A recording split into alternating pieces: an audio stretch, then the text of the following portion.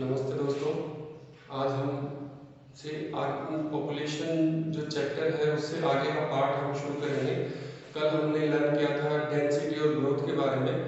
आज हम बात करेंगे ग्रोथ रेट और उसके रिलेटेड कुछ पॉइंट्स के बारे में या रिलेटेड पॉइंट्स के बारे में। तो सबसे पहले हम बात करेंगे ग्रोथ रेट यानी वृद्धि दर। तो यहाँ पर ग्रोथ रेट का सिंपल सा कॉन्सेप्ट यही है कि यहाँ पर अगर हम 100 लोगों की जनसंख्या लेते हैं और एक साल के अंदर वहाँ पर 5 बच्चों की बर्थ होती है और 3 लोगों की डेथ हो जाती है, तो यहाँ पर हम बर्थ में से माइनस करेंगे डेथ को। तो यहाँ पर कितना आएगा हमारे पास में? तो यहाँ पर हमारे पास आएगा यहाँ पर 2। तो ये 2 जो नंबर आया उसको हम क्या बोलेंगे? Growth rate. यानी 5 लोगों की यहाँ पर 5 बच्चों की बर्थ होती है, 3 लोगों की डेथ होती है, उसको हम माइनस करेंगे उसमें से। तो यहाँ पर जो 2 प्लस आए हैं तो उसको हम क्या प्रेफर करेंगे? Growth rate. बट यहाँ पर सभी जगह 100 लोग रहते नहीं है, तो उसके अकॉर्डिंग यहाँ पर एक अलग फार्मूला हमने इसके लिए बनाया है ग्रोथ रेट के लिए, जिसमें हम आप देखिए यहाँ पर। तो सबसे पहले इसमें क्या करेंगे? बर्थ माइनस डेथ और इसको डिवाइड करेंगे जो हमारी पॉपुलेशन साइज है, एक्चुअल उस एरिया में पॉपुलेशन साइज कितनी है, यानी किसी विलेज की, डिस्ट्रिक्ट की, स्टेट की या कंट्री की पॉपुलेशन साइज क्या है, उसको हम इससे डिवाइड करेंगे और परसेंटेज में निकालने के लिए उस नंबर को हम मल्टीप्लाई करेंगे 100 से, और जो हमारा आंसर आएगा उसको हम क्या बोलेंगे? Growth rate. तो ये तो बात है ग्रोथ रेट की। अब हम बात करते हैं इंडिया के अंदर जो ग्रोथ रेट है वो अलग अलग टाइम में अलग अलग तरीके से बढ़ी, इंक्रीज हुई। तो यहाँ पर जो ग्रोथ रेट है उसको हम 4 फेजेस में, 4 चरणों में इसमें काउंट करते हैं। तो पहला जो फेज है वो यहाँ पर हम कब मानेंगे? 1901 से 1921।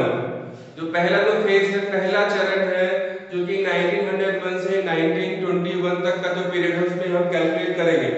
अब इसको हम बोलते हैं stagnant period, stagnant growth. It means इस पीरियड के अंदर जो हमारी ग्रोथ रेट थी बिल्कुल स्थिर थी, या माइनस में हम कह सकते हैं नेगेटिव में थी। अब इसके पीछे क्या रीजन है? क्योंकि यहाँ पर जो बर्थ रेट है, डेथ रेट है, दोनों ही ज्यादा थी।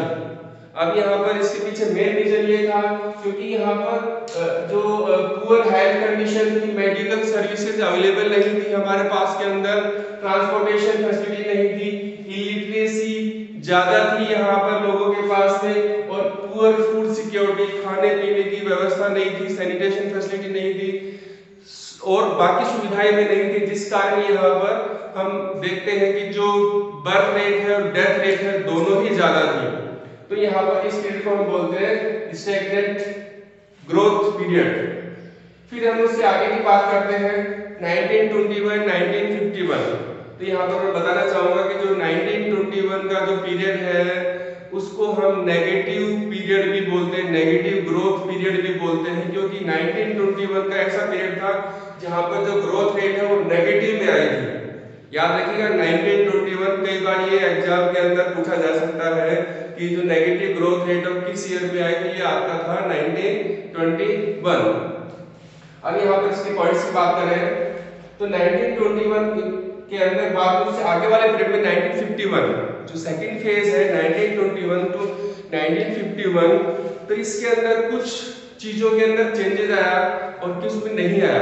अब किन चीजों में चेंजेस आया यहाँ पर हम बात करेंगे improvement in health and sanitation facilities, यानी यहाँ पर हमारे मेडिकल हेल्थ केयर उसमें इंप्रूवमेंट हुआ है, बाकी अदर फैसिलिटीज में भी इंप्रूवमेंट हुआ है, और जो हमारी जो डेथ रेट थी वो इससे कम हो गई, लो डेथ रेट यानी मरने वाले लोगों की जो जनसंख्या थी वो कम हो गई। अब यहाँ पर इसकी वजह से क्या इंक्रीज हो गया? जो हमारी बर्थ रेट थी वो तो एज इट इज रही, बट जो हमारी डेथ रेट है वो डिक्रीज हो गई, तो इससे जो पॉपुलेशन की जो ग्रोथ है वो इंक्रीज हुई। Then the first phase, then the first period. अब यहाँ पर आप देख सकते हो कि यहाँ पर बर्थ रेट है वो एज इट इज बनी रही है और जो हमारा पीरियड में जो डेथ रेट है वो कम हो गई। अब इसके अंदर कुछ 2 रीजन की है जो कि मैंने बताया था 1921 में जो नेगेटिव ग्रोथ रेट कैलकुलेट की गई थी, उसके पीछे 2 ब्रॉड रीजंस है। These are the reason great economic depression in 1920 and 21। फिर सेकंड है आपका सेकेंड वर्ल्ड वार। ये दो इंपॉर्टेंट रीजन है जिससे कि जो हमारी ग्रोथ रेट है वो नेगेटिव थी। फिर हम आगे बात करेंगे थर्ड फेज की। जो थर्ड फेज है from 1951 to 1981 and that period recognised as the explosion period of population, यानी जनसंख्या विस्फोट इसको कहा गया है, क्योंकि इसमें क्या हुआ है कि कंटिन्यूअसली एकदम से जो जनसंख्या है उसकी वृद्धि देखी गई है इन दैट पीरियड 1951 टू 1981। अभी आपको पता होगा कि हमारा जो देश है वो 1947 में आजाद हुआ और 1951 में हमारी जो गवर्नमेंट है उसने कुछ अच्छे डेवलपमेंट प्रोग्राम शुरू किए, प्लानिंग कमीशन डेवलपमेंट किया, एस्टेब्लिश किया, जिससे कि लोगों को जो लिविंग स्टैंडर्ड है वो इंक्रीज हुआ।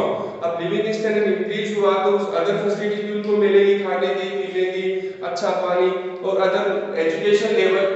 तो इस वजह से हम इस पीरियड में देखते हैं कि जो हमारी बर्थ रेट है वो सडनली इंक्रीज हो गई है। तो इस वजह से इस पीरियड को हम क्या बोलते हैं, पॉपुलेशन एक्सप्लोजन, जनसंख्या विस्फोट। अब यहाँ पर जो देखने वाली चीज है इस पीरियड के अंदर 2.2 जो हमारी ऑल ओवर इंडिया की ग्रोथ रेट है उसमें मेजर की गई थी। जो हमारे पास डाटा अवेलेबल उसमें जो ग्रोथ रेट थी हमारी 2.2। अब यहाँ पर ये भी जो भी एक्सप्लोजन हुआ है वो आफ्टर इंडिपेंडेंस, आजादी के बाद में, आजादी के बाद में ये चीजें देखने को मिली हैं, जिससे कि हमारे इंडिया की जो पॉपुलेशन है वो उसमें एक्सप्लोजन हुआ, जनसंख्या विस्फोट हुआ, यानी बहुत तेजी से जो है जनसंख्या बढ़ी है। अब इसमें कुछ अदर रीजंस भी अगर हम देखते हैं, जिसमें कि हम बात करते हैं इंटरनेशनल माइग्रेशन, क्योंकि इंडिया पाकिस्तान का डिवाइडेशन हुआ था 1947 में, तो पाकिस्तान से जो माइग्रेशन था मुस्लिम्स का वो भी यहाँ पर आ गया। उसी के साथ में जो आपका वेस्ट पाकिस्तान है, यानी जो कि हमारा बांग्लादेश है, वहां से भी लोगों का माइग्रेशन हुआ इंडिया की तरफ। फिर कुछ माइग्रेशन नेपाल की तरफ से भी हुआ। तो यहाँ पर तिब्बत की तरफ से भी यहाँ पर माइग्रेशन हुआ। इस माइग्रेशन की वजह से भी इंडिया की जो ग्रोथ रेट है वो इंक्रीज देखी गई इस पीरियड के अंदर, इस ड्यूरेशन के अंदर। फिर हम बात करते हैं हमारे फोर्थ फेज की। फोर्थ फेज जो है 1981 से शुरू हुआ और आज प्रेजेंट तक उसको हम मान रहे हैं कि जो फोर्थ पीरियड है वो चल रहा है। अब इसके अंदर क्या हुआ है कि जो हमारी जो बर्थ रेट थी जो एकदम से एक्सप्लोजन हो गई थी, उसको थोड़ा स्लो डाउन किया गया है। उतनी कम नहीं हुई है बट फिर भी उसको थोड़ा कंट्रोल करने की कोशिश की गई है with the help of planning commission and health facilities and other awareness program by the government to control the population in India। तो यहाँ पर इन चीजों को लेके गवर्नमेंट ने क्या किया है कि बर्थ रेट को थोड़ा कंट्रोल करने की कोशिश की है। और उसी के साथ हम देख सकते हैं कि due to the improvement of medical facility यहाँ पर जो हमारी डेथ रेट थी वो भी कम हो गई है। जो डेथ रेट थी वो भी कम हुई क्योंकि मेडिकल फैसिलिटी में इंप्रूवमेंट हुआ है, फूड फैसिलिटी में इंप्रूवमेंट हुआ है, फूड सिक्योरिटी में इंप्रूवमेंट हुआ है, transportation, communication, awareness, health and education. तो यहाँ पर एक प्लस पॉइंट हम देखने को मिलती है। इसके पीछे क्या रीजन है कि ग्रोथ रेट है वो कंट्रोल की गई है, थोड़ा कम हुआ। उसके पीछे मेन रीजन था कि जो चाइल्ड मैरिज हुआ करती थी पहले, यानी गर्ल मैरिज की जो एज थी उसको थोड़ा इंक्रीज किया गया है। जैसे कि आपको पता होगा 18 ईयर है वो गर्ल्स के लिए है, 21 ईयर बॉयज के लिए मैरिज एज है वो डिसाइड की गई है गवर्नमेंट के थ्रू। अगर उससे नीचे की एज में शादी करते हैं तो उसको इलीगल माना गया है। तो इस वजह से भी बर्थ रेट को कंट्रोल करने में एक अच्छी सुविधा मिली है हमारे गवर्नमेंट के अंदर।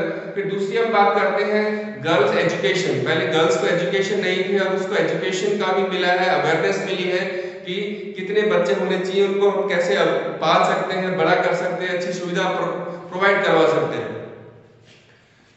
तो यहाँ पर हेल्थ कम्युनिकेशन का भी इसमें ज्यादा रोल है। तो यहाँ पर हम देखते हैं कि हमारे जो बर्थ रेट है उसको कंट्रोल किया गया है और डेथ रेट को भी कंट्रोल किया गया है। बट अभी भी अगर हम देखते हैं हमारे डाटा की तरफ तो जो ग्रोथ रेट है वो भी अभी भी ज्यादा ही है, बट हम धीरे धीरे इसको कंट्रोल करने की कोशिश कर रहे हैं।